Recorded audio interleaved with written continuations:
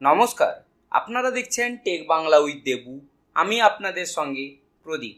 আজ আমরা জানব মাইক্রোসফট অফিস ওয়ার্ডে কিভাবে একটা ভুল টেক্সটকে পরিবর্তন করা যায়, অর্থাৎ আমরা যদি কোনো টেক্সটকে ভুলবশত লিখে ফেলি সেটাকে কিভাবে রিপ্লেস করা যায়।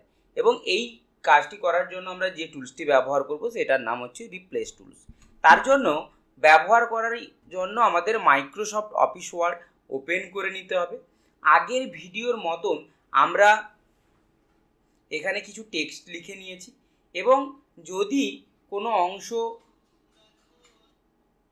মোছার প্রয়োজন হয় বা পরিবর্তন করার প্রয়োজন হয় সেক্ষেত্রে আমরা হোম ট্যাবে ক্লিক করব। হোম ট্যাবে ক্লিক করার পর ফাইন্ড নামক যে টুলস ছিল তার ঠিক নিচের অংশেই রয়েছে রিপ্লেস টুলস, অথবা ওর শর্টকাট কি CTRL+H প্রেস করলেও আমাদের একই অপশন ওপেন করা হয়। এবং এই রিপ্লেস অপশানে ক্লিক করার সঙ্গে সঙ্গেই আমাদের এখানে রিপ্লেস মেনু বা রিপ্লেস ডায়লগ বক্স ওপেন হয়ে গেছে, অথবা CTRL+H প্রেস করলেও রিপ্লেস ডায়লগ বক্সটি ওপেন হয়ে যাবে। এক্ষেত্রে আমাদের প্রয়োজনীয় টেক্সটটিকে ফাইন্ড হোয়াটের ঘরে লিখতে হবে।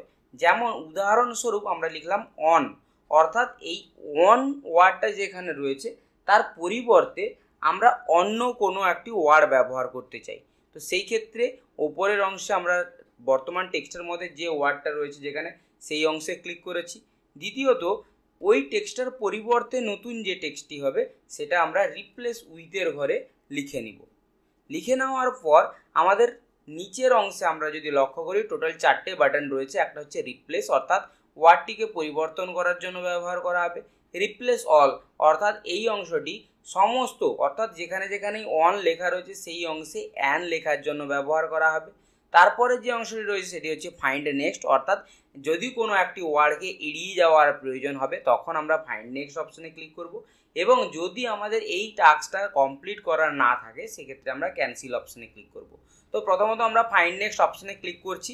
ক্লিক করার সঙ্গে সঙ্গেই আমাদের এখানে দেখিয়ে দিচ্ছে বা এখানে শো করছে কোথায় অন লেখাটা রয়েছে। এবারে যেহেতু এটা বাটনসের মধ্যে রয়েছে তার জন্য এটাকে কোনো পরিবর্তন করছি না। নেক্সট আমরা যখন ফাইন্ড নেক্সটে ক্লিক করবো একই রকম বাটনের মধ্যেই অন বলে ওয়ার্ডটা রয়েছে, অপশানসের মধ্যে রয়েছে। এইবারে যে পোর্শনটা আছে যেমন অন যে ওয়ার্ডটা এসে এটাকে আমরা পরিবর্তন করে দিতে চাইছি, সেই ক্ষেত্রে আমরা যেমন বললাম যে রিপ্লেস বাটনে আমাদের ক্লিক করতে হবে, তেমনভাবে আমি রিপ্লেস বাটনে ক্লিক করলাম, অটোমেটিকভাবেই ওই ওয়ার্ডটা পরিবর্তন হয়ে গেল এবং পরবর্তী যে এখানে ওয়ার্ডটা লেখা রয়েছে সেখানে ওই অংশটা বা সিলেকশন এরিয়াটা চলে আসছে। এই ক্ষেত্রে আমরা যদি রিপ্লেস অপশানে ক্লিক করতাম অটোমেটিকভাবেই কী হতো না, যত জায়গাতেই আমাদের অন ওয়ার্ডটা লেখা রয়েছে সেটা আমাদের শো করতো এবং তার সঙ্গে সঙ্গে যদি আমরা ইয়েস অপশানে ক্লিক করে দিই সেক্ষেত্রে সমস্ত অংশগুলোকে পরিবর্তন করে নিত। আশা করি রিপ্লেস সম্বন্ধিত সাধারণ ধারণাটি তৈরি করতে পেরেছি। ভিডিওটি যদি ভালো লেগে থাকে একটি লাইক করবেন এবং এই ধরনের আরও ভিডিও দেখতে চাইলে আমাদের চ্যানেলটিকে সাবস্ক্রাইব করবেন।